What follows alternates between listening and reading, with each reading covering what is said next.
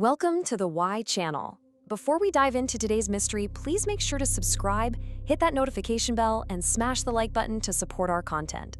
All right, Alex, today we're tackling a big one. It's been over half a century since we supposedly took those first steps on another world. It was this incredible moment, watched by the entire planet, etched into history forever. Absolutely. A defining moment for humanity. But here's the thing. For a lot of people, a really surprising number of people, there's still this huge question mark hanging over the whole thing. Did it actually happen? It sounds crazy, but the idea that the moon landing was all just a big, elaborate hoax, well, it's one of the most stubborn conspiracy theories out there. It really is. And that's exactly what we're going to do today. We are going to take a deep dive into the evidence, unpack the arguments from both sides, and really get into the science to figure out not just what happened, but why this question just refuses to go away. Okay, so to really get to the bottom of this, we've got a roadmap. First, we're going to set the stage. We have to talk about the why, the insane pressure of the space race. Right, the motive. Exactly. Then we're going to put ourselves in the shoes of a skeptic and lay out all the core claims of the hoax theory. From there, it's investigation time. We'll look at everything, the so-called anomalies in the photos, the real dangers of the journey, the crucial role of observers around the world, and finally, the undeniable physical proof you can still check for yourself today. You just cannot understand the Apollo program without first understanding the Cold War. I mean, this was so much more than a scientific adventure. Oh yeah, this was basically war. It was a proxy war fought with rockets and engineering instead of guns and tanks. It was this high-stakes, global chess match for who was top dog, technologically and ideologically, between the US and the Soviet Union. The pressure to win wasn't just big. It was seen as a matter of national survival. And for a long time, America was getting absolutely hammered in that race. Just look at this timeline. The Soviets were just relentless. In '57, they launched Sputnik 1, the first ever satellite. That sent a shockwave of panic through the US. They called it the Sputnik crisis. It was a genuine fear that they were falling hopelessly behind. Totally. Then you see it continues. 59, they're the first to fly by the moon. 61, they put the first human, Yuri Gagarin, into space. By 1966, they even nailed the first soft robotic landing on the moon with Luna 9. For America, this string of defeats was more than just embarrassing. It felt like a serious national security threat. And that's where Kennedy's big speech comes in. He saw that America couldn't just keep trying to play catch-up. They needed a game changer. A leapfrog. He had to set a goal so ridiculously audacious, so technically difficult, that it would completely reset the race. And that's the power of this quote right here. When he said, "Not because they are easy, but because they are hard," he was completely reframing the narrative. He took a position of weakness and turned it into this incredible national rallying cry. Suddenly, landing a man on the moon became this singular obsession, a symbol of American power and determination. And this part is just wild to me. The race literally went down to the wire. Just 3 days, before Apollo 11 blasted off, the Soviets launched Luna 15. And its mission was basically a last-ditch effort, a robotic snatch and grab. The plan was to land on the moon, have a robotic arm scoop up some lunar soil, and then race back to Earth before Armstrong and Aldrin could. It's a critical point we're going to come back to. America's biggest rival, the one country that had the motive, the technology, and the expertise to expose a fake, was watching every single move they made. Okay, so you have this unbelievable pressure to win at any cost. And that's exactly where the doubt starts to take root.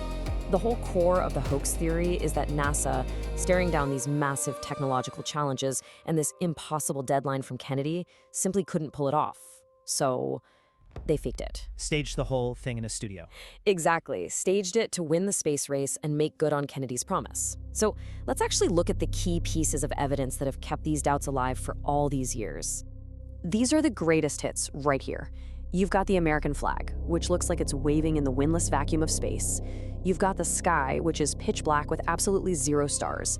You have these weird, inconsistent shadows that just scream multiple studio lights. And then you get into the bigger stuff. How could the astronauts possibly have survived the journey through deadly radiation? And the fundamental question, did the technology to even do this exist in the 1960s? All right, let's tackle them one by one. Okay, let's start right there with the visual evidence. The photos, the videos. This is the stuff that has been picked apart frame by frame for more than 50 years. It's where a lot of the most famous claims come from. We're going to break down the big ones and see what a little bit of physics and photography can tell us. Okay, let's start with a classic. Exhibit A, we've all seen it. The flag is rippled, it looks like it's fluttering in a nice breeze. But everyone knows the moon is a vacuum. No air means no wind. So what's the deal? The only explanation that makes any sense is that they filmed it on a drafty movie set somewhere here on Earth. This is actually a brilliant piece of simple engineering and physics. This slide breaks it down perfectly. So, first you see in step 1, the flag was packed up super tight for the trip. So those ripples you see, they're just permanent wrinkles from being folded. But the real key is in step 2. See that horizontal rod sticking out along the top? Ah, right. NASA knew a regular flag would just hang there limply, which wouldn't make for a great photo. So they designed this rod to hold it open. Now the waving part comes from step 3. The astronauts are twisting and turning the pole to get it planted in the really tough lunar soil. In a vacuum with zero air to slow it down, that motion transfers into the flag and the whole thing swings back and forth like a pendulum. As soon as they let go, it stops moving and stays perfectly still. No wind, just momentum. Okay, but what about the stars? This is the next big visual problem for me. The sky in every photo is just black, a void. But with no atmosphere on the moon to block the view, the stars should be the most spectacular thing you've ever seen. The sky should be just carpeted with them. Instead, there's nothing. It looks exactly like a black curtain in a studio. This one is pure photography 101. Think about this. You're outside at night trying to take a picture of your friend who's lit up by a bright porch light. To get your friend's face exposed correctly, your camera needs a really fast shutter speed. But that's way too fast to also capture the faint little stars in the dark sky behind them. So one or the other, you can't get both. Exactly. It's the same principle on the moon, just way more extreme. The lunar surface, baked by direct sunlight, was incredibly bright. And the astronauts' white spacesuits were basically giant reflectors. To get a clear picture, the cameras had to be set with a super fast shutter speed and a tiny aperture. Those settings are physically incapable of capturing the very dim, very distant light of the stars. It's literally the same reason you can't see stars during the day here on Earth, even though we know they're still up there. But the shadows, Alex, the shadows. This is a huge one. You look at some of these photos and you see shadows from, say, the lunar lander and a nearby astronaut, and they're clearly not parallel. They're going in different directions. Basic physics class tells us that if you have one single distant light source like the sun, all the shadows have to be parallel. This feels like definitive proof that there are multiple lights, like on a film set. It's another great question, but the answer isn't just one thing. It's a combination of factors. First, and this is the big one, is just simple perspective. Think about a long straight road or a set of railroad tracks. We know they're parallel, but in a photograph, they look like they converge to a point in the distance. Long shadows on a wide landscape do the exact same thing. Okay, I can see that. Second, the moon isn't a flat studio floor. It's lumpy. It's covered in craters, hills, and slopes. An uneven surface will naturally make shadows bend and stretch in ways that look totally non-parallel depending on your camera angle. And finally, the sun isn't the only light source. It's the main one for sure, but you also have light bouncing off the bright lunar surface itself, light reflecting off those big white spacesuits, and even light from the Earth hanging in the sky, Earthshine. All that reflected light fills in and softens the shadows, making everything way more complex than you'd first think. Okay, so we've talked about the photos, but what about just getting there? To get to the moon, you have to fly right through the Van Allen radiation belts. These are these super intense zones of radiation that are trapped by Earth's magnetic field. A lot of people argue that flying through that would have been a death sentence. It would have cooked the astronauts with lethal radiation before they even got close to the moon. Right, and NASA was completely aware of the Van Allen belts. They'd been discovered years earlier, so they planned for it. They mapped out a specific flight path that went through the thinnest parts of the belts, and they went through them as fast as possible. The whole trip through the danger zone took less than 2 hours. Now look at this chart. That first bar, that's a lethal dose of radiation, over 200 rads. That's the scary number. Right. The middle bar is what they might have gotten without any protection. But look at that third bar. That's the actual dose they received. Because the spacecraft's aluminum hull acted as a shield, their total radiation dose for the entire 12-day mission was just 0.18 rads. To put that in perspective for you, that's about the same as a single chest X-ray. It's nowhere near a dangerous level. Okay, now we get to what I think is maybe the single most powerful piece of evidence against a hoax. This isn't about what NASA claims. It's about who else was watching. Because to fake something this big, you wouldn't just have to fool the American people. You'd have to fool the entire world, including your #1 enemy, who would love nothing more than to expose you. So you're saying other people were listening in? A whole lot of other people. See, because the Earth is always spinning, NASA needed a worldwide network of tracking stations to stay in contact with Apollo. But as you can see from this list, it wasn't just NASA.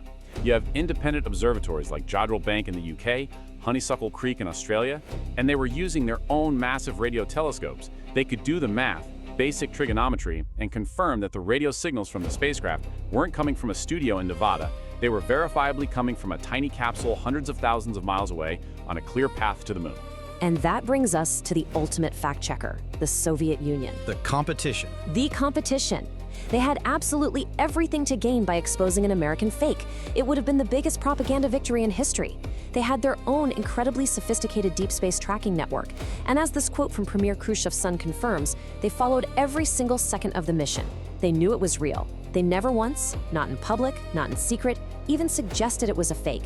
In fact, their own official state publications acknowledged the American landing. Their silence on the hoax theory is absolutely deafening. So beyond the signals and the politics, the Apollo missions left behind cold, hard, physical stuff. Evidence that's both here on Earth and still on the moon, that we can test and observe to this very day. The moon rocks. The moon rocks. And not just a few pebbles. The Apollo astronauts brought back 382 kilograms. That is 842 pounds of lunar material. And these are not just any old rocks. They have properties that simply do not exist on Earth. They're covered in tiny craters from micrometeorite beam packs. In a perfect vacuum, they show no signs of water erosion, and they have a unique chemical signature from being zapped by cosmic rays for billions of years. Thousands of scientists in countries all over the world, including the Soviet Union, have studied these samples and confirmed, yes, these are 100% from the moon. And this might be the coolest piece of ongoing proof. On 3 of the missions, Apollo 11, 14, and 15, the astronauts physically placed these special arrays of mirrors on the surface. For over 50 years now, observatories on Earth, totally separate from NASA, have been shooting powerful lasers at them.